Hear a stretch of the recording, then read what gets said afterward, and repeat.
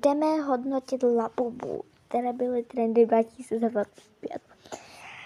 Tento se mi nelíbí, ale zase tam je moje barva, takže dáme 5. Secret. Jakoby mám ráda duhu, takže to půjde na 3. Tento je klasik, ale líbí se mi. OK, to není špatný, ale dám ho na 6. Jakoby, sorry, ale 2. Hnědá. Jako je hezký, ale já čekám na svoji fialovou.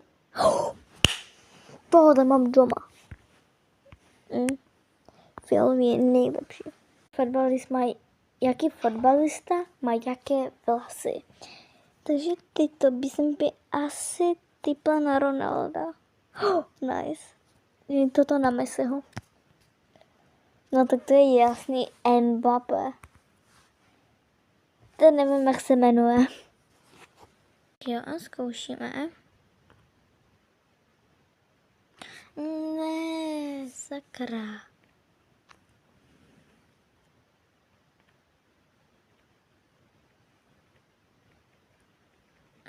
Co se sakra děje? Co potřebuje Tung Sahur, můj nejhorší brainord? Tak hadí se asi tento dole.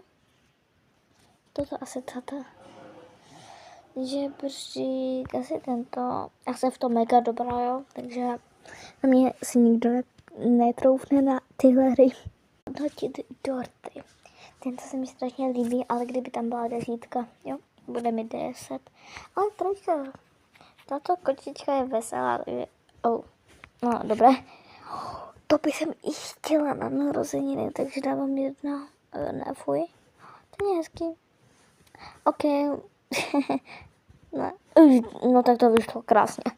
Udělat tohle srdíčka. To bude mega jednoduchý. Kamoško, už to takhle mám se rádi, ne? Kamo, proč je tahle vlajka? Proč to není Ronaldo? A bude tady víc videí. Tak máte aspoň z jednoho videa několik.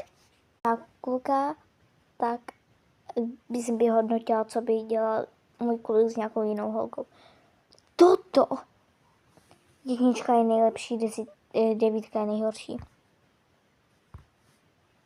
Ok, to mi nevadí, to mi vadí. To taky. To měla být 1. Bohužel nestihneme, ale to bude v dalším videu. Tak pa.